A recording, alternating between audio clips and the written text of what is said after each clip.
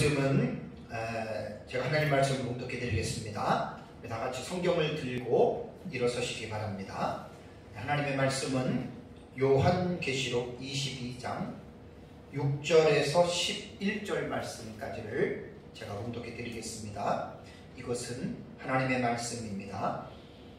또 그가 내게 말하기를 이 말은 신실하고 참된지라 주 곧 선지자들의 영의 하나님이 그의 종들에게 반드시 속히 되어질 일을 보이시려고 그의 천사를 보내셨도다. 보라, 내가 속히 오리니 이 두루마리의 예언의 말씀을 지키는 자는 복이 있으리라 하더라. 이것들을 보고 들은 자는 나 요한이니 내가 듣고 볼 때에 이 일을 내게 보이던 천사의 발 앞에 경배하려고 엎드렸더니 그가 내게 말하기를 나는 너와 내 형제 선지자들과 또 이 두루마리의 말을 지키는 자들과 함께 된 종이니 그리하지 말고 하나님께 경배하라 하더라. 또 내게 말하되 이 두루마리의 예언의 말씀을 임봉하지 말라. 때가 가까우니라. 불의를 행하는 자는 그대로 불의를 행하고 더러운 자는 그대로 더럽고 의로운 자는 그대로 의를 행하고 거룩한 자는 그대로 거룩하게 하라. 아멘. 네, 앉으시기 바랍니다. 지난 2주 동안에 계시록 21장과 22장 1절과 5절에 기록된 말씀인 거룩한 성 새 예루살렘 성에 대해서 이제 말씀을 제가 드렸습니다. 거룩한 성 새 예루살렘은 예수님을 믿는 사람들이 들어가서 영생 복락을 누리는 하나님의 나라인 천국이라고 여러분들에게 제가 말씀을 드렸습니다. 이번 시간과 오후 예배 시간에는 이제 요한계시록 에필로그에 해당되는 부분에 대해서 이제 말씀을 드리겠습니다. 올 2월 달에 사실 제가 설교했던 내용들입니다. 4시간에 걸쳐서 설교를 했는데 이제 반을 줄여서 이제 에필로그를 4시간을 했는데 이제 2시간만 하려고 그래요. 오전에 1시간, 이제 오후에 1시간 하면 이제 요한계시록 연대기적으로 보는 요한계시록에 대한 설교가 이번 주에 이제 다 마칩니다.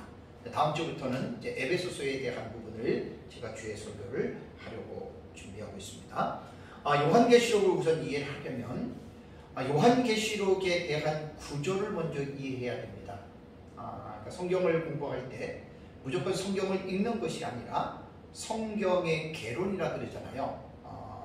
그 개론을 먼저 우리가 공부를 해야 됩니다. 이 책이 어떤 책이고 어떤 내용이고 몇 장부터 몇 장까지 이러한 상세한 어떤 그 개론을 먼저 공부한 다음에 이제 한 절 한 절 공부를 해야 돼요. 그래서 이제 성경을 공부할 때 거시적인 방법과 미시적인 방법 두 가지의 방법에 대해서 제가 말씀을 드렸습니다.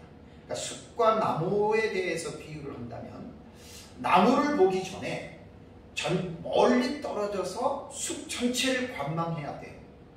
이 숲에는 어디 부분에 어떤 부분이 있겠구나. 이게 이제 거시적인 방법이고, 그것을 파악한 다음에는 이제 숲 속에 들어가서 하나하나의 나무, 하나하나의 어떤 그 특징들을 관찰하는 것이 이것이 이제 미시적인 방법이죠.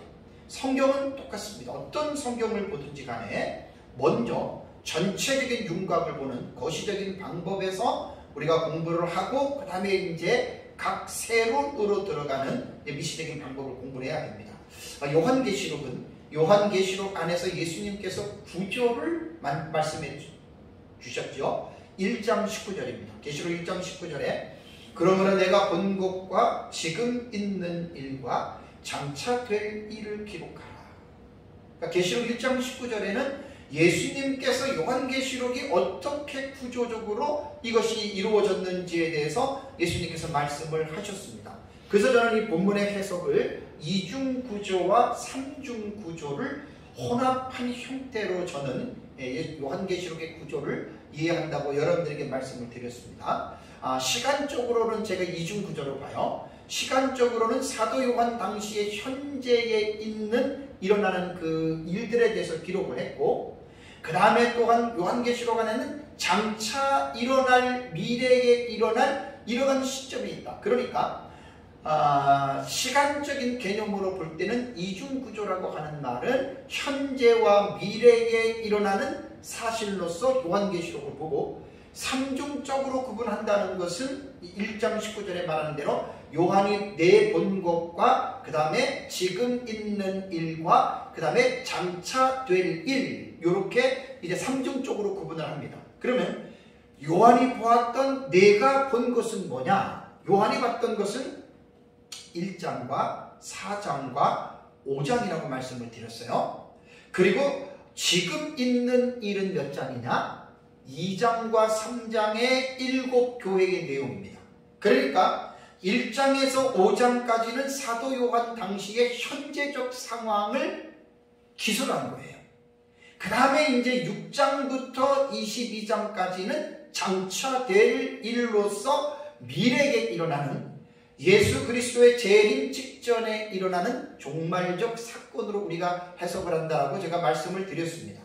그래서 6장부터 19장까지는 특징이 뭐냐면 예수님 재림 직전에, 종말 직전에 일어나는 사건이 이제 계시록 다니엘서 9장 24절과 27절에 70일의 계시에서 나머지 한 일회를 우리는 요한계시록 6장과 19장까지의 7년으로 우리는 해석을 한다라고 우리 신학의 기저가 되는 70일의 본문을 제가 말씀을 드렸습니다. 그리고 이제 20장부터 계시록 20장부터 22장까지는 예수님이 19장에 재림을 하잖아요. 재림 이후에 일어나는 사실들이라고 말씀을 했습니다. 그래서 요한계시록을 공부할 때는 무조건 들어가서 뭐 흰말이 뭐고 붉은 말이 뭐고 나팔이 뭐고 대접이 뭐고 뭐 이렇게 공부하기보다는 요한계시록을 개론적으로 구조적으로 어떻게 이 요한계시록이 구성이 되었는지를 먼저 이해하고 이제 차근차근 들어가서 공부를 하는 것이 순서적입니다. 요한계시록 22장 6절부터 이제 마지막 21절까지는 본서의 결론 부분입니다. 에필로그에 해당되는 부분인데요. 이 결론 부분에서는 요한계시록 1장에 기록된 서론의 내용과 같은 부분이 있고 비슷한 내용이 있습니다. 자, 예를 들자면 요한계시록 22장 6절은요 요한계시록 1장 1절의 내용과 거의 같은 내용입니다. 비교해보면 거의 같아요. 그리고 요한계시록 22장 7절의 내용은 요한계시록 1장 3절의 말씀과 부분적으로 아주 유사합니다. 그리고 요한계시록 22장 7절과 12절의 재림에 대한 이 말씀은요 계시록 1장 7절의 말씀과 유사합니다. 또한 요한계시록 22장 8절에 사도 요한이 천사의 발 앞에 부복한 내용이 나오잖아요. 그것은 이제 요한계시록 1장 7절에 요한이 예수님의 발 앞에 엎드려져서 죽은 자같이 됐다고 하는 것도 유사한 면이 있습니다. 그래서 계시록의 이 에필로그에 해당되는 이 부분을 오전과 오후에 이제 말씀을 제가 드리겠습니다. 우선 오전 시간에는 6절부터 11절의 말씀을 가지고 제가 여러분들에게 말씀을 이제 전하겠습니다. 사도 요한은 이제 7 대접을 가지고 있는 7 천사 중에 한 천사에 인도하여서 하나님의 계시를 계속 경험하고 있어요. 자, 이것이 이제 22장 6절도 어디부터 연결해서 봐야 되냐면 22장, 21장 9절을 보시면은요, 21장 9절을 보면은 7 대접을 가지고 마지막 7 재앙을 담은 7 천사 중에 하나가라고 21장 9절에 나오거든요. 그럼 21장 9절에 나오는 이 천사는 22장 1절에도 보면은 또 그가라는 3인칭 대명사를 사용을 했습니다. 그러니까 7 대접을 쏟은 대접이 있는데 몇 번째는 모르지만 그 중에 하나인 천사가 요한에게 지금 계시를 계속 경험시켜주고 있는 거예요. 그래서 21장 9절, 22장 1절에 그 천사가 하고 그 다음에 6절을 볼까요? 22장 6절에 또 그가 내게 말하기를 그러잖아요. 또 그가 내게 말했다라고 말을 했습니다. 그러니까 또 그라고 하는 이 천사는 21장 9절에 나오는 7 대접을 가지고 마지막 7 재앙을 담은 7 천사 중 그 하나가 계속해서 지금 사도 요한에게 이 계시를 지금 보여주고 있다라고 하는 말입니다. 자, 그래서 또 그가 말하기를, 자, 그 천사가 지금 말을 하는 겁니다. 합니다. 무슨 말을 했지요? 6절을 보시면 이 말은 신실하고 참된 자 주 곧 선지자들의 영의 하나님이 그의 종들에게 반드시 속히 되어질 일을 보이시려고 그의 천사를 보내셨도다. 6절에 이렇게 말씀이 있습니다. 자, 이 말씀은 요한계시록 22장 6절의 말씀은 아까 말씀드린 대로 요한계시록 1장 1절의 말씀과 같은 의미가 반복이 되어져 있습니다. 차이가 있다면 요한계시록 1장 1절은 사도 요한이 계시록에 기록된 모든 계시를 다 포괄합니다. 기록하라라고 하는 1장 1절의 그 요한계시록의 그 말씀은요, 요한계시록 1장부터 22장의 말씀 전체를 지금 말을 하는 거예요. 그러면서 하나님께서 그 계시를 보여주셨다라고 1장 1절이지만 22장 6절에는 이것이 요한계시록 전체를 포괄하는 의미가 아니라 마지막 결론 부분, 에필로그 부분의 말씀을 기록하는 것에 대한 차이라고 하는 것들을 여러분들이 생각하시면 됩니다. 그래서 우리는 계시록이 요한이 성령의 감동을 통해서 기록한 하나님의 말씀임을 우리는 분명하게 믿습니다. 그리고 하나님으로부터 보내심을 받은 천사는 요한에게 하나님의 명령을 이제 계속해서 하죠. 그래서 6절에 보면은 이 말은 신실하고 참되다라는 말을 이제 천사가 요한에게 이렇게 말을 합니다. 우리 지난주에 기억나십니까? 21장 5절에 지지난주죠. 21장 5절에 보면 보좌에 앉으신 하나님께서 직접 말씀하시죠. 21장 5절에 보면 이 말은 신실하고 참되니 기록하라. 여기서 신실하고 참되다라고 하는 이 어근은 두 개가 서로 다른 단어들입니다. 신실과 참되다라고 하는 이 단어는 다른 단어이지만 의미는 같습니다.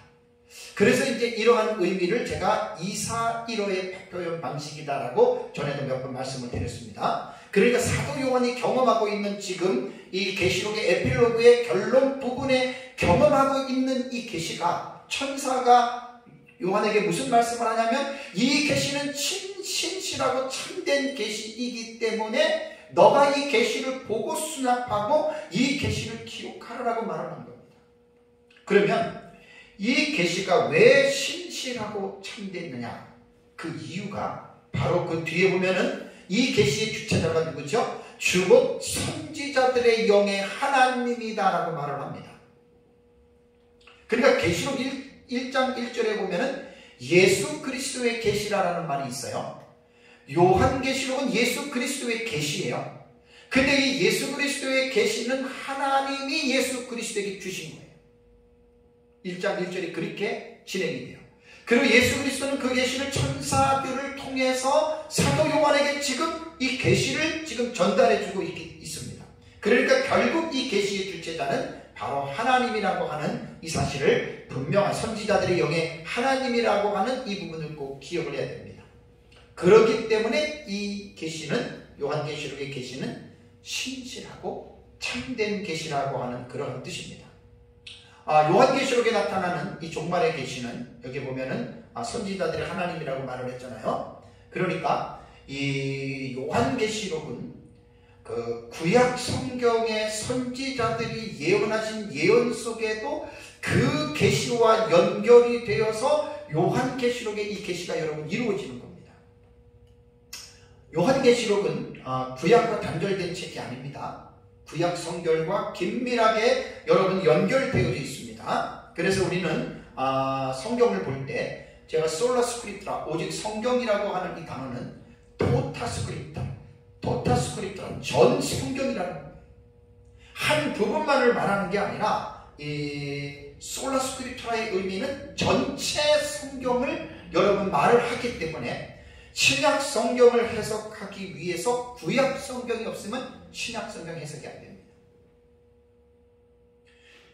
신약 성경이 없이 구약 성경이 완성이 되지 않습니다.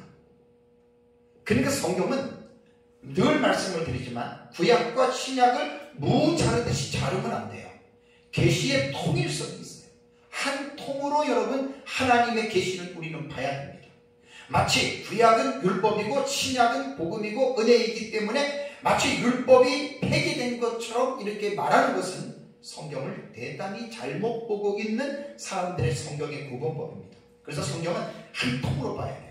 구약에서 끝나고 신약에서 분리되는 게 아니라 구약과 신약이 하나의 하나님의 예언된 계시라고 하는 이 부분을 꼭 여러분들이 기억해야 됩니다. 그래서 구약 성경을 모르는 사람들은 신약 성경의 요한계시록을 알 수 없습니다. 자, 계시록 10장 7절을 보시면 일곱째 천사가 소리내는 날 그의 나팔을 불려고 할 때에 하나님이 그의 종 선지자들에게 전하신 복음과 같이 하나님의 그 비밀이 이루어지리라 하더라.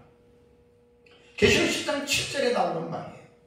그러니까 이 말의 의미가 뭐냐면 구약 성경에 보면은 메시아의 재림에 대해서 구약 성경에 예언이 되어져 있고요. 또 메시아의 재림을 통해서 메시아가 다스리시는 메시아 왕국인 천년 왕국의 계시가 구약 성경에 여러분 담겨져 있습니다. 그래서 계시록 10장 7절에 하나님이 그의 종 선지자들에게 전하신 복음과 같이 하나님의 그 비밀이 이루어지리라 하더라라고 하는 이 말은 예수 그리스도의 재림과 재림 이후에 이 땅에서 이루어지는 천년 왕국에 대한 메시아 왕국에 대한 그 비밀이 성취될 것이라고 하는 이 부분을 분명하게 여러분 이해를 해야 됩니다. 그래서 구약 성경에는 다니엘서와 이사야 선지자에 대해서는 분명하게 공부를 해야 됩니다. 거기에 보면은 천년왕국과 예수님의 재림, 물론 예수님의 재림은 선지서에 미가서에도 나오고 뭐 다 나옵니다. 요에서도 나오고 많이 재림에 대해서는 나옵니다. 천년왕국도 몇 가지 책에서 나오는 부분이기 때문에 이런 부분들을 잘 기억을 해야 됩니다. 그다음에 두 번째 볼 말은 우리 6절의 그 중간에 보시면은 B절에 보시면은 이 계시는 하나님께서 그 종들에게 주시는 계시입니다. 6절을 보십시오. 선지자들의 영이 하나님이 누구에게요? 그의 종들에게라고 말을 했습니다. 자, 그의 종들에게 주시는 계시다라고 하는 이 말은요, 뒤에도 제가 다시 한번 설명을 하겠는데 간단하게 말씀을 드린다면 사도 요한 당시부터 그리고 지금 현재와 앞으로 미래에 이르기까지 이 요한계시록이 주어진 1차적인 수신자는 7교회에게 누구죠? 2장과 3장을 보십시오.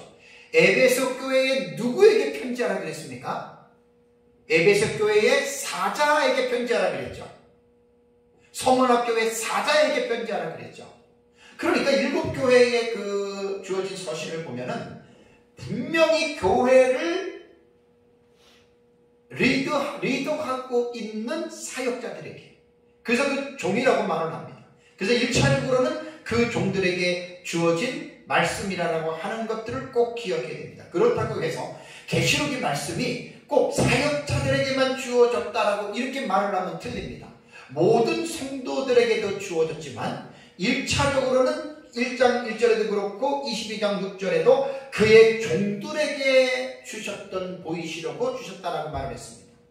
뭐 폭넓게 보면 이제 그 왕과 제사장과 선지장직이 만인 제사장이라 그래요. 구약 시대에는 제사장, 왕, 선지자라고 하는 특정한 직분이 있었지만 신약 시대에 와서는 루터가 발견한 그 모든 종교개혁자들이 말한 대로 모두가 다 선지자와 제사장과 왕적인 그러한 요소를 갖고 있어요. 그거를 제가 부정한다는 말이 아니에요. 그러나 하나님의 지상의 교회에서는 하나님이 반드시 교회의 사역자들을 세우신다라고 하는 것 무시하면 큰일 납니다. 무교회주의자들이나 이러한 잘못된 신학 사상을 가지고 있는 사람들은 교회에 세워지는 목회자들에 대한 이 부분을 부정적으로 보고 그것을 부인합니다. 상당히 위험합니다. 제가 말씀드리는 것은 만인제사장에 대한 것을 구약시대로 돌아가자는 말이 아닙니다. 모든 성도들이 목회자나 할 것 없이 다 우리는 왕이고 제사장이고 선지자적인 만인의 어떤 그런 요소를 가지고 있는데 직분면으로 볼 때에는 교회를 이끌어가는 주의 종들이라고 하는 사역자들을 우리가 배제해버리면 여러분 절대로 잘못됐다라고 하는 거 기억하셔야 됩니다. 그래서 교회는 교회 정치에서 장로회 정치와 회중파의 정치, 침례교회 정치는 교회 정치가 다릅니다. 교회 정치는 저도 깊이 있게 연구는 안 했는데, 장로교가 무엇이고 순복음이 무엇이고 침례교가 무엇이고, 여러분 이런 거 구세군이 무엇이고 천주교가 무엇이고, 이 교회에 대한 정치들이 다릅니다. 이건 분명히 배우셔야 됩니다. 저는 장로교 신학을 공부를 했습니다. 대한예수교 장로교, 우리는 고신을 공부를 했기 때문에 우리는 장로교의 형태를 따른다라고 하는 것 성도들은 분명하게 기억을 하셔야 됩니다.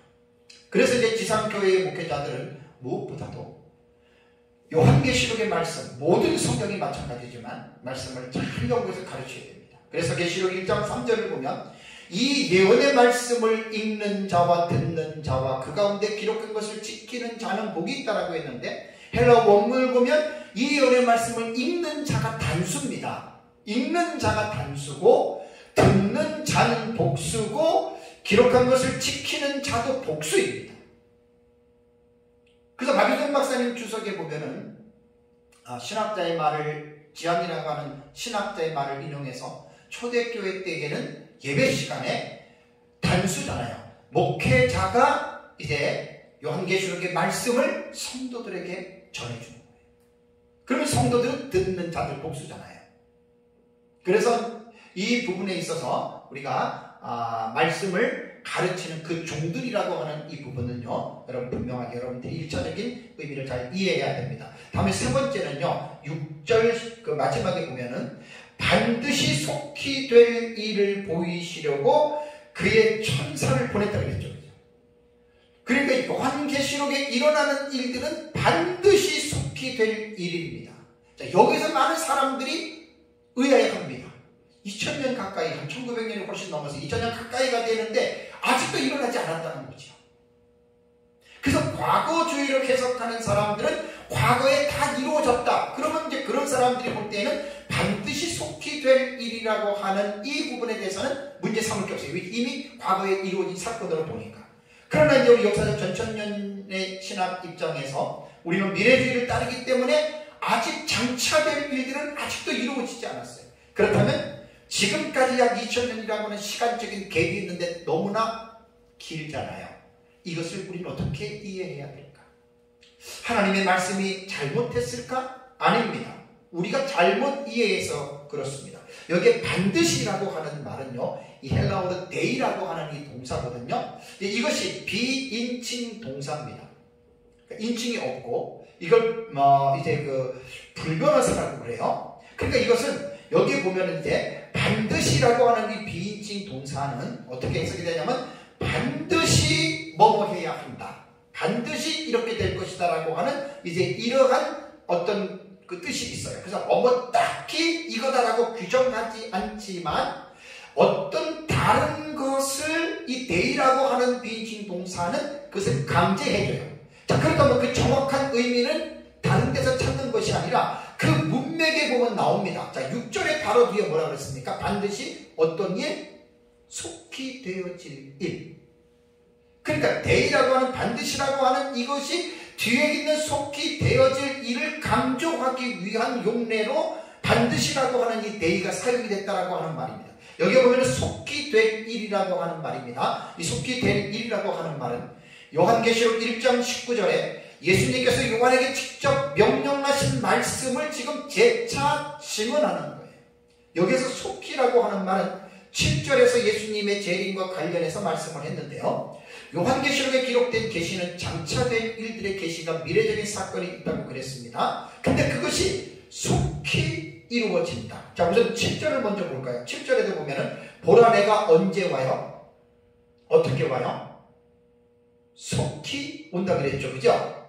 자, 여기에서 본문에서 말하는 이 속히라고 하는 이 단어가요, 이 타퀴라고 하는 단어인데 많이 말씀드렸잖아요. 타퀴 아주 재빨립니다.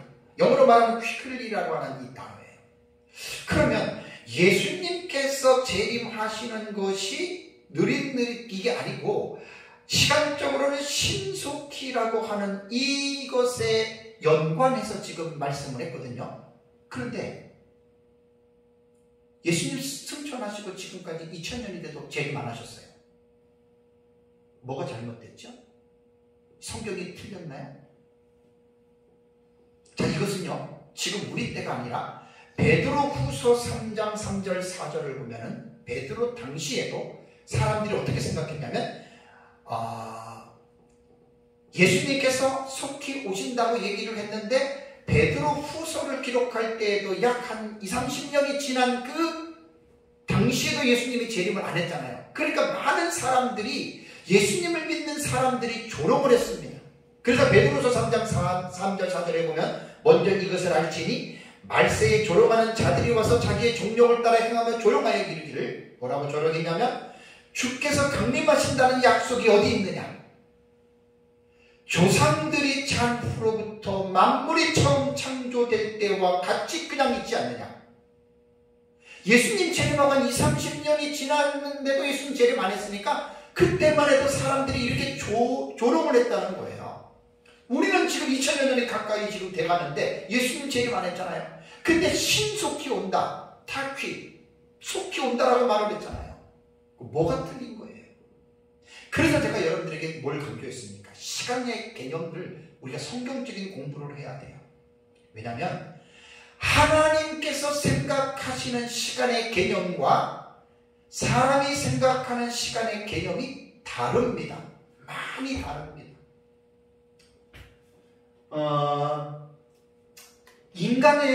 사람이 생각하는 시간에 대한 그 삼중 구조는요, 과거가 있고 현재가 있고 미래가 있어요. 이게 3시제예요. 시간적으로 볼 때 세 가지 시대인데, 인간은 유한한 존재이기 때문에 현재를 기준으로 봐서는 그 전의 시간을 과거고 앞으로 이루어질 시간을 인간은 미래라고 보잖아요. 하나님은 좀 신비합니다. 하나님은 과거와 현재와 미래에 대한 이런 시간적인 개념이 하나님에게는 없으세요.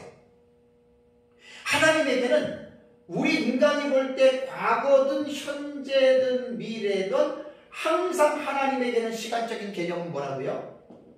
현재로 보고 계신다. 이것을 여러분들이 기억을 해야 됩니다. 이게 이해가 되시나요? 이해가 안 돼요. 근데 성경은 그렇게 우리에게 교훈하고 있습니다. 베드로후서 3장 8절을 보면 사랑하는 자들아, 주께는 하루가 1000년 같고 1000년이 하루 같다는 이 한 가지를 잊지 말아라. 여러분, 우리가 1000년이라고 하는 긴 시간을 어떻게 이해할 수 있습니까?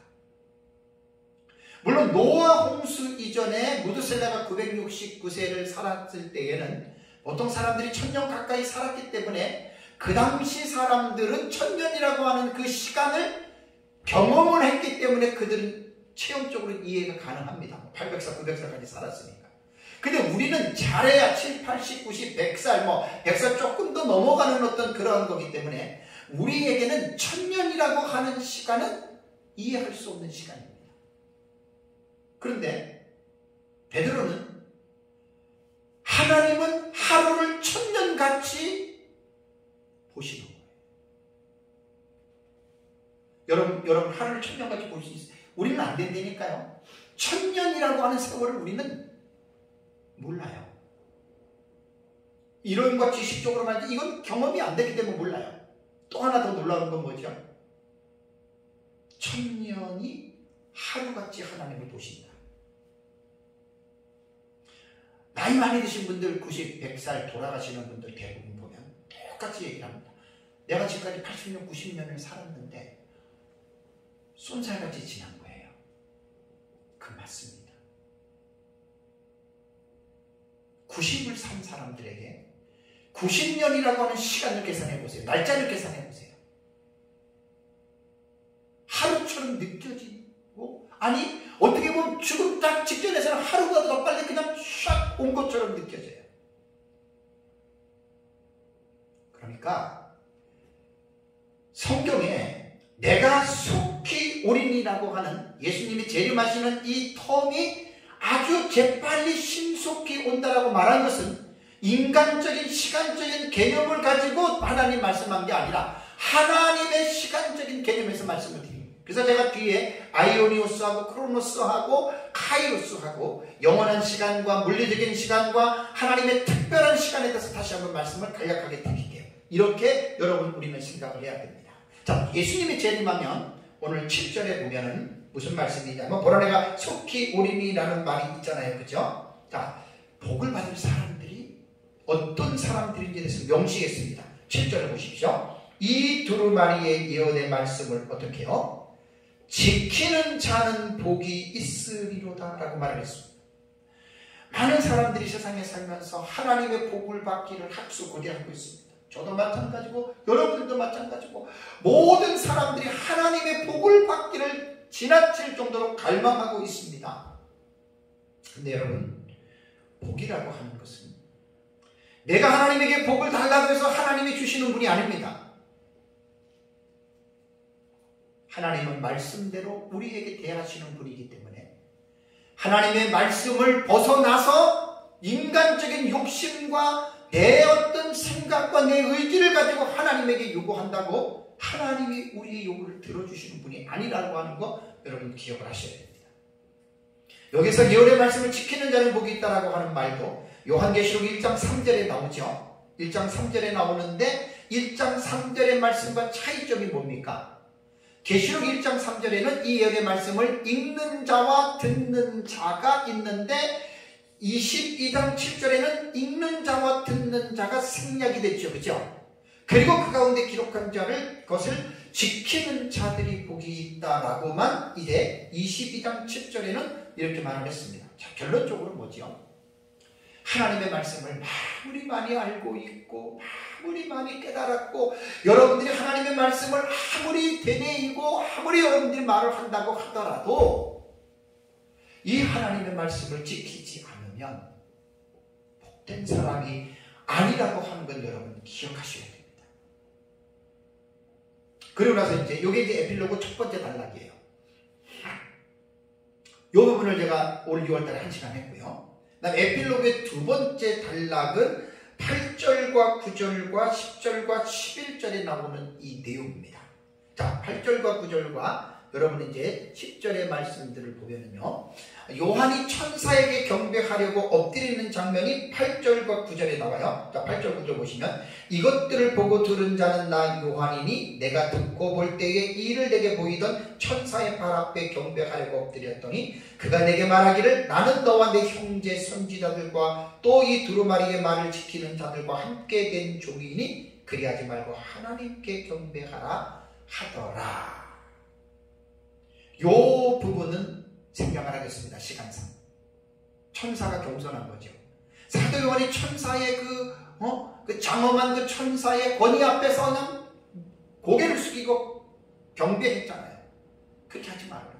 나도 너네랑 똑같은 하나님의 피조물이다 그 말입니다. 절대로 인간이 경배를 받으면 그건 이단과 사이비들이 나가는 거예요. 인간은 경배의 대상이 아닙니다. 경배의 대상은 오직 하나님 한 분입니다. 그 다음에 이제 두 번째가 이제 10절 말씀을 드릴게요. 우리 10절 말씀을 한번 볼까요? 자, 10절 말씀을 보겠습니다. 또 내게 말하되 이 두루마리의 예언의 말씀을 임봉하지 말라 때가 가까우니라. 10절의 말씀의 중요한 것은 뭐냐면 두루마리 예언의 말씀을 임봉하지 말라는 거예요. 본문에서 말하는 두루마리 예언의 말씀은 요한계시록 전체를 말합니다.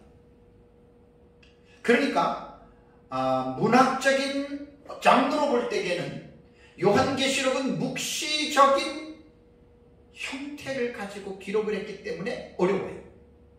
그러니까 요한계시록 전체가 어렵다고 해서 이것을 임봉하지 말라는 건데 임봉하다라고 하는 말은 인치다 봉인하다는 말로서 그냥 그 어떤 것들을 통 안에다가 집어넣고 잠그고 거기다가 인을 치는 것을 말해요. 도장을 딱 찍는 거예요. 이 말은 뭐죠? 꺼내지 못하게 만드는 거예요. 이 안에 있는 내용을 보지 말라는 거죠.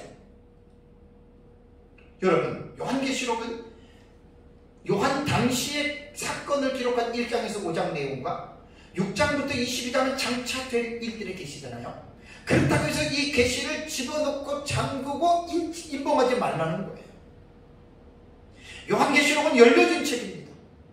성도들에게 열려진 하나님의 계시이기 때문에 이 요한계시록을 보지 못하게 하지 말아라 이거예요. 읽지 못하게 하지 말고 이 요한계시록은 많은 사람들에게 읽혀지고 가르쳐져야 할 일이라고 하는 이 사실을 여러분 꼭 기억을 해야 됩니다. 안타까운 사실은 현재 한국교회의 그 상황을 보면 요한계시록은 자의반 타의반 인봉되어졌다고 저는 생각합니다. 수십 번 말씀드렸죠. 자의반 인봉되었다라고 하는 말은 뭐냐면 요한계시록 자체가 어려워요. 목회자들도 어려워서 공부도 못하고 성도들도 읽어도 무슨 말인지 모르니까 이건 어려운 책이야 하고 덮어둡니다. 그게 자의반으로 인봉이 된 거고, 타의반이라고 하는 말은 뭐냐면, 저도 옛날에 그랬잖아요. 여러분들한테 요한계시록을 내가 가르쳐야 되는데 제가 몰라요. 그리고 어떻게 보면 성도들에게 목사가 성경 전체를 가르쳐야 되는데 요한계시록을 못 가르치고, 성도가 혹시 목사님 요한계시록 가르쳐주세요 그러면 내가 모르니까 못 가르치잖아요. 그럴 때 제가 써먹은 수법이 하나 있잖아요. 종교개혁자 존 칼빈도 성경은 다른 것 다 했지만 요한계시록은 해석하지 않았다. 그렇기 때문에 함부로 요한계시록을 해석하면 큰일 난다. 이거는 목회자들이 성도들에게 타의반으로 요한계시록에 대한 이 계시, 모든 사람들에게 열려진 계시를 인봉하고 있는 거예요. 이것은 목회자들의 직무유기입니다. 한국교회 목회자들이 요한계시록이 어렵다고 연구하지 않고 가르치지 않음으로 인해서 신천지에 30만 명이 넘는 한국교회 성도들이 그쪽으로 미혹돼서 빠졌는데, 가장 중요한 결정적인 게 뭐냐면 요한계시록입니다. 거의 기존 교회에서 전천년이나 무천년이나 뭐 이러한 상황에서 요한계시록을 들어본 성도들이 거의 없습니다. 한국교회는. 그런데 신천지에 빠져서 요한계시록의 이만희가 이긴 자고 이긴 자가 인을 뗄 수 있다 그래서 이만희 많이 요한계시록을 해석하다 거기에 빠져가지고 신천지에 많은 사람들이 지금 미혹된 거예요. 그래서 요한계시록은 1차적으로 아까 말씀드린 대로 그 종들에게 주신 계시이기 때문에 교회의 사역자들은 요한계시록을 공부하는 일에 많은 시간을 들여서 요한계시록을 부지런히 읽고 연구해서 성도들에게 가르쳐야 됩니다. 전천년이든 무천년이든 가르쳐야 됩니다. 위험한 어떤 극단적인 세대주의는 피하더라도 가르쳐야 됩니다. 자, 인봉하지 말아야 할 이유가 뭐죠? 10절에 때가 가까우리라라고 말을 했죠. 때가 가깝다는 말은 예수님의 재림이 가깝다는 거예요. 그래서 요한계시록의 재림에 대해서 시간적으로 매우 신속하게 말했는데, 자, 22장 7절 보세요. 보라 내가 속히 오리니 그랬죠. 22장 12절에도 보라 내가 속히 오리니라고 말했어요. 22장 20절에도 뭐라 그랬습니까? 내가 진실로 속히 오리라 그랬습니다. 예수님의 재림에 대한 말이에요. 그래서 오전에 조금 전에 제가 여러분들에게 말씀드린 대로 헬라어에 보면은 시간이 특히 세 가지의 시간적인 의미를 가지고 여러분 사용을 했다 그랬죠. 그죠? 영어는 시간이 아이오니오스라고 그러고, 물리적인 시간이 크로노스고, 그 다음에 특정한 시간과 때를 카이로스라 그래요. 그러니까 영생을 말을 할 때에는 헬라어 단어는 아이오니오스라고 하는 단어를 썼기 때문에 그 단어 하나만 봐도 그냥 이거 영원한 시간이라고 느낄 수가 있는데, 우리말에는 그냥 시간, 속기 이렇게만 얘기했잖아요. 근데 크로노스라고 하는 이 단어는 그 물리적인 시간입니다. 하루에 24시간이라고 하는 그런 뜻이에요. 근데 카이로스라고 하는 단어가 사용됐을 때에는 이 단어는 특정한 시간이라고 하는 그런 때입니다. 그래서 본문에 나오는 이 때라고 하는 이 단어는 헬라어의 카이로스라고 하는 단어인데, 물리적인 크로노스의 시간이 아닙니다. 카이로스의 시간이기 때문에 특정한 시간과 때이기 때문에 때가 가깝다라고 하는 말은 인간이 생각하는 때가 아니고, 인간이 계산하는 그 시간이 아니고, 하나님께서 하시는 그 카이로스의 특정한 시간이라고 하는 말입니다. 그래서 아까 말씀드린 대로 베드로후서에도 주께서는 하루를 천년같이 천년을 하루같이 생각하신다라고 하는 말은 하나님의 편에서는 지금까지 우리가 물리적인 시간으로서 예수님 재림이 한 2000년이 지났다고 생각해 봅시다. 하나님은 2000년을 며칠을 생각해요? 이틀로 생각합니다. 이것이 사람과 하나님의 시간적인 개념의 차이라고 하는 말입니다. 다음에 마지막으로 우리 11절을 보시면 11절의 말씀도 중요한 말씀입니다. 두 가지의 상반된 삶의 행위에 대해서 말을 하고 있는데 우리 11절을 볼까요? 불의를 행하는 자는 그대로 불의를 행하고 더러운 자는 그대로 더럽고 의로운 자는 그대로 의를 행하고 거룩한 자는 그대로 거룩하게 하라라고 하는 말씀이 11절에 있습니다. 천사가 사도 요한에게 말하는 이제 마지막 결론입니다. 여기서 이제 천사가 하는 것이 이제 마지막으로 여기서 그 천사가 이제 끝나는 부분들을 우리가 보거든요. 마지막 결론적인 권면인데 여기서 이제 이 천사의 권면을 보면 이 세상의 사람들의 삶은 두 가지의 상반된 삶으로 딱 지금 말하고 있어요. 불의를 행하는 자는 불의를 행하고 더러운 자, 안 좋은 삶이죠.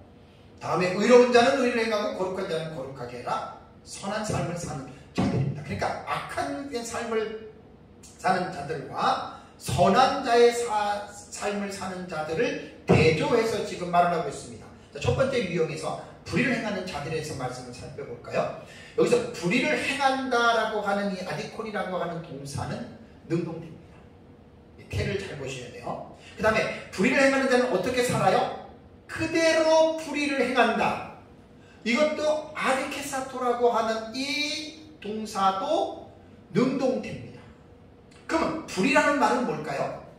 하나님의 의의 기준인 하나님의 말씀을 지키지 않는 게 그게 불이고 그게 불법입니다. 기뻐하라? 기뻐하지 않는 거 불입니다, 여러분. 도둑질하지 말아라? 도둑질하는 것이 불입니다. 그리고 쉬지 말고 기도하라? 기도하지 않는 것도 불입니다. 그러니까 불의를 행한다라고 하는 말은 하나님의 말씀을 벗어나는 걸 말하는 거예요. 그런데 제가 동사가 나오면 뭘 보라 그랬어요? 태를 보라 그랬죠. 태는 움직임의 방향이에요. 수동태와 능동태와 중간태가 나와요. 여기서 불의를 행하는 자는 그대로 불의를 행한다는 말이 무슨 태라 그랬죠? 능동태예요. 그럼 뭐예요? 나쁜 짓을 할 때는 누가 주체가 돼요? 능동태니까 자기가 주체가 돼요. 예수 믿는 사람들이 혹시 그럴 수 있습니다. 자기가 잘못해놓고 하나님이 살아계시면 이럴 수 있습니까? 제가 그러잖아요. 하나님 살아계시니까 그렇게 되는 거예요. 선과 악을 누가 결정해서 행동하는 줄 아십니까? 하나님이 결정 안 해줘요. 여러분들 각 사람이 결정하는 거예요. 믿는 사람들이 선을 행하든 악을 행하든 하나님이 선을 행하라고 등을 띠밀고 악을 행하라고 등을 띠밀어 주는 게 아니에요. 구원받은 성도들 스스로가 결정하는 겁니다. 능동태입니다. 다음에 더러운 자는 더럽고 여기에 더러운이라고 하는 호리파루스라고 하는 단어, 요 단어는 이제 이것도 능동태입니다. 다음에 더럽고라고 하는 이 위판테토도 이것이 동사의 태를 보면 능동태로 되어 있어요. 그러니까 요한계시록 21장 11절에서도 도덕적으로 불결한 사람에 대해서 이 위파루스라고 하는 이 단어를 사용했거든요. 그러니까 불의와 더러움의 기준은 아까 말씀드린 대로 하나님의 말씀이 근거의 틀이 되는 거예요. 기준이 되는 거예요. 그럼 여기서 하나 공통점이 뭐죠? 불의를 행하는 자, 더러운 자, 이 태가 다 내동사가 뭐로 되어 있다고요? 능동태로 되어져 있는 겁니다. 그러니까 자기 스스로가 그것을 불의한 일을 하고 더러운 일을 하는 거예요. 하나님이 하게 하는 게 아니라 자기가 하는 거예요. 그래서 신학자 스웨테가 말한 것처럼 여기 보면은 그들의 삶이 이미 형성해 온 습관에 따라 자기가 하는 거니까 계속 하다 보니까 습관에 따라서 개인의 삶이 불의한 삶으로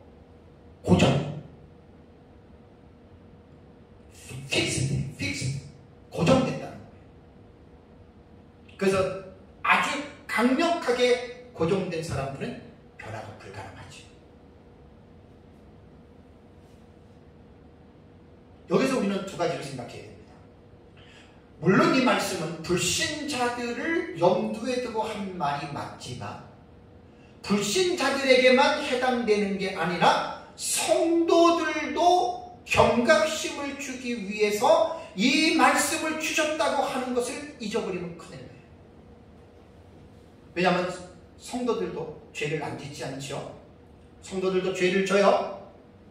그러니까 성도들도 불의한 행동을 하는 사람이 있고 더러운 행동을 하는 사람들이 있어요. 목사는 안 그렇습니까? 목사도 이런 일을 합니다. 그대로 내버려 두라는 거예요. 이건 무서운 말이에요.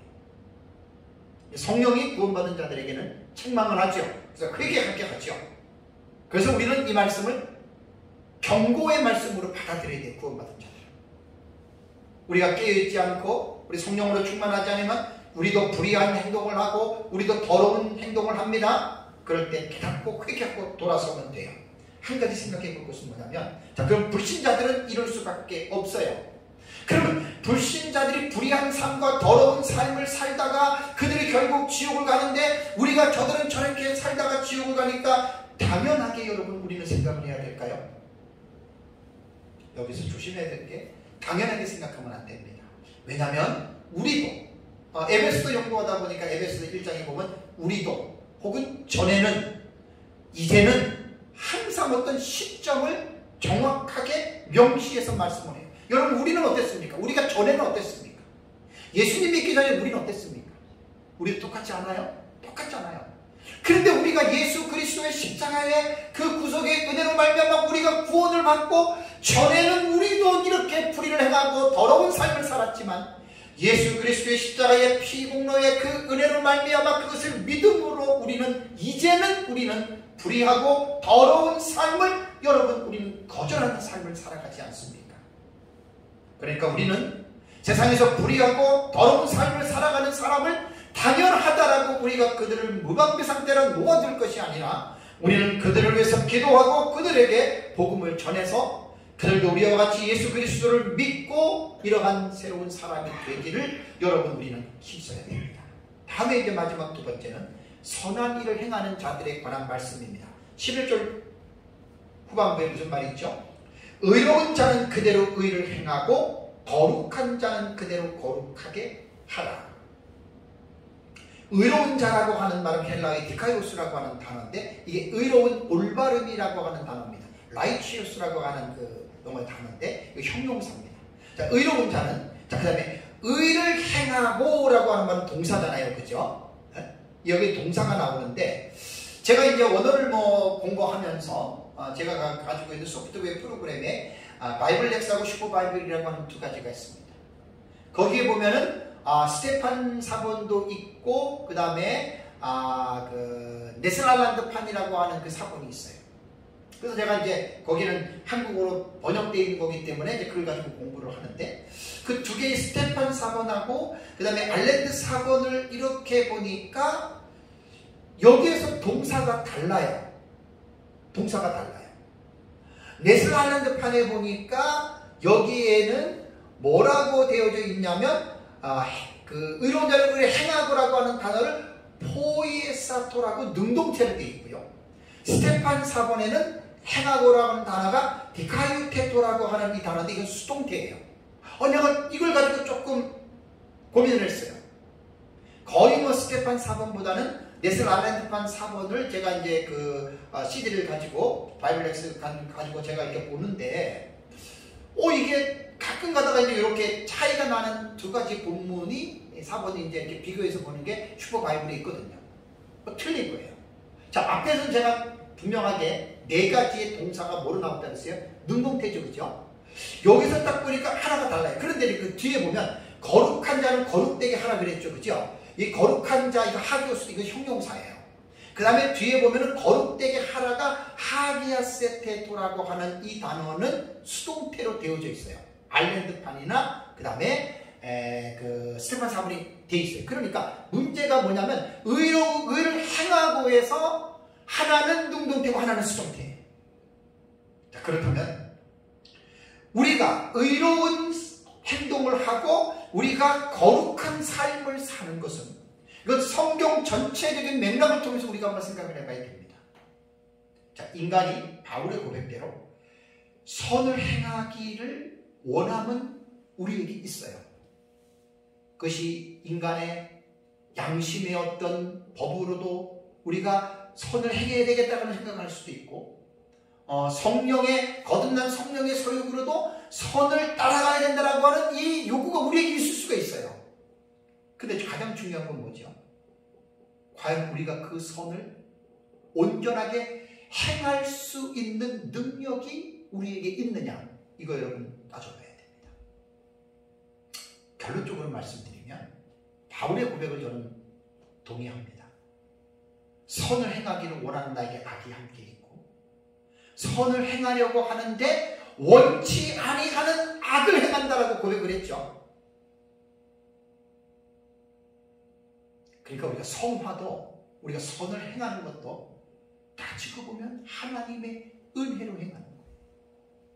그래서 저는 여기에서 의로운 자는 의를 행한다라고 하는 이 동사에 대한 태를 볼 때, 저는 네스라르판에서 말하는 능동태에 보다는 포이에사토라고 쓴 제 책에 다 나와 있습니다. 포이에사토라고 능동태에 나는 이것을 따르고 싶지 않아요. 그래서 저는 이 부분에서는 스테판 사본의 디카이오테토라고 하는 수동태의 단어를 딱 넣으니까 여기도 일관성이 있더라고요. 아까 말씀드린 대로 거룩한 자는 형용사인데 거룩되게 하라도 수동태잖아요. 그죠? 여러분, 악인들의 행동에는 불의를 행하고 더럽게 행하는 것은 능동태입니다. 자기 스스로가 주체가 돼서 죄를 짓는 거예요. 그런데 의를 행하고 거룩되게 하는 삶은 우리 그리스도인들의 삶에 의해 열매를 말하는데, 저는 이것이 능동태보다는 수동태로 나는 단어를 사용하는 것이 저는 훨씬 낫다고 생각됩니다. 왜냐하면 의로운 행위는 우리 인간에 의해서 나오는 것이라기보다는 하나님의 성령에 의해서 맺혀지는 성령의 열매로 보는 것이 가장 옳다고 봅니다. 자, 사도 바울은 디모데에게 뭐라고 공부했냐면 하나님의 말씀을 지키는 비밀을 설명해 줬어요. 제가 늘 말씀드린 대로 디모데후서 1장 13절과 14절을 볼까요? 디모데후서 1장 13절과 14절을 보면 너는 그리스도 예수 안에 있는 믿음과 사랑으로서 내게 들은 바 바른 말을 본받아 지키고, 그 다음에 우리 안에 거하시는 성령으로 말미암아 내게 부탁한 아름다운 것을 지키라. 바울이 디모데에게 바울이 부탁한 아름다운 것은 하나님의 말씀이에요. 근데 이 말씀을 지킬 때 성령으로 말미암아 지키라고 바울이 디모데에게 교훈했다라고 하는 것 여러분 꼭 기억을 해야 됩니다. 그래서 아까 말씀드린 대로 성화가 되어지는 것도 이것도 인간의 능력이 아니에요. 그래서 저는 사도 바울의 말씀을 좋아하는 것 중에 하나가 고린도전서 15장 10절에 바울이 이렇게 고백했습니다. 그러나 내가 나 된 것은 하나님의 은혜로 된 것이니 라고 말을 했습니다. 참 깊은 말입니다. 참 솔직한 표현입니다. 내게 주신 그의 은혜가 헛되지 아니겠다. 그러면서 바울은 내가 모든 사도보다 더 많이 수고하였으나, 그렇죠, 엄청난 수고를 했습니다. 전도도 많이 했고 교회도 많이 세웠고 매도 많이 맞았고 고난도 엄청나게 많이 받은 사람이 사도 바울입니다. 그러나 바울은 뭐라고 그랬습니까? 내가 모든 사도보다 더 많이 수고하였으나 공을 누구에게 돌리는지 보세요. 내가 한 것이 아니에요. 오직 나와 함께 하신 그레이스가 하나님의 은혜로 그런 일을 했다라고 바울이 겸손하게 고백하고 있습니다. 우리가 신앙생활하면서 여러분 자칫 잘못하면 우리가 열심히 봉사하고 헌신하고 헌금도 많이 드릴 수 있고 전도돼서 많은 사람 전도하고 우리가 정말 하나님의 일을 멋지게 더 많이 우리는 사실은 할 수 있습니다. 근데 잊지 말아야 할 사실은 바울이 고린도전서 15장 10절에 나의 나 된 것은 오직 나와 함께 하신 하나님의 은혜로 이루어졌다라고 하는 고백은 잊어버리시면 큰일 납니다. 하나님의 은혜로 해놓고 내가 했다라고 말을 한다면 하나님 앞에서 도둑질한 것이 됩니다. 교회 안에서 그런 사람들 많죠. 하나님이 주셨는데, 하나님이 하게 했는데, 마치 자기가 잘 나가죠.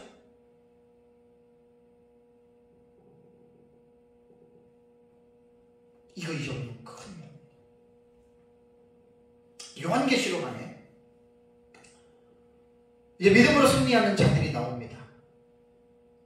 그리고 666 짐승의 표를 받지 않고 예비초로 들어가서 천년왕국에 들어가는 의로운 무리들이 나옵니다. 그들도 자신의 노력이나 능력이 아닙니다. 이것이 다 하나님의 도우시는 이런 성령의 능력으로 여러분 이루어졌다라고 하는 사실을 여러분들이 꼭 기억을 해야 됩니다. 제가 주석을 보면서 하나 마지막으로 정리를 해드린다면, 여기에 불의를 행하고 더럽고 의를 행하고 거룩되게 하라라고 하는 이 네 가지의 동사가 모두가 다 부정, 과거, 명령형으로 되어 있어요. 미시문법적으로 보면 헬라어의 부정 과거는 과거에 일어나는 사건으로 해석하기도 하지만 단회적인 사건으로 해석도 해요. 단회적인, 한 번에 이루어진 딱 사건으로. 그래서 이제 스웨 때가 아까 말씀드린 대로 이 부분을 부정 과거로 명령형으로 이 부분을 네 가지를 다 해석을 한다면 이들의 삶의 행위들이 고정되었다는 거예요. 과거에 어떤 습관이라고 하는 것은요, 한 번, 두 번, 10번에서 습관으로 형성되는 게 아니에요. 수도 없이 똑같은 행동을 계속해서 반복할 때 그것이 습관이 되는 거예요. 습관. 여러분, 제가 생각의 중요성을 전에 말씀 많이 드렸죠. 사람이 생각을 하다 보면 그 생각이 말이 되고 행동이 되고, 그것이 계속해서 반복이 되면 습관이 되고, 습관은 고정된 거예요. fixed. 고정된 것은 제2의 천성이라고 하죠. 고치기 힘들어요. 그래서 결국은 이 습관은 인간의 운명까지 결정을 하게 된다.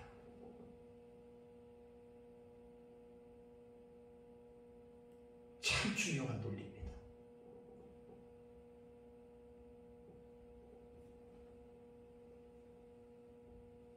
사랑하는 성도 여러분, 사도 요한이 밤모섬에서 성령의 감동으로 요한계시록의 계시를 접하게 됐습니다. 계시록 1장에 보면 예수 그리스도의 계시입니다. 그것은 하나님이 예수님에게 준 계시라고 말했습니다. 요한계시록의 내용은 1장 19절의 구조에 대해서 제가 말씀을 드렸듯이 그 당시에 연관된 현재적인 상황이 있습니다. 요한계시록을 과거주로 해석하는 사람들은 과거 그 당시에 있는 사람들의 집중을 해서 미래적인 해석을 반대하거든요. 참 안타깝습니다. 왜냐하면 요한계시록은 1장부터 5장까지는 시간적으로는 현재적인 상태를 말하는 거예요. 그래서 이중 구조로 봐야 돼요. 현재와 미래로. 과거의 어떤 하나의 어떤 그 텀으로 해석하는 것은 위험합니다.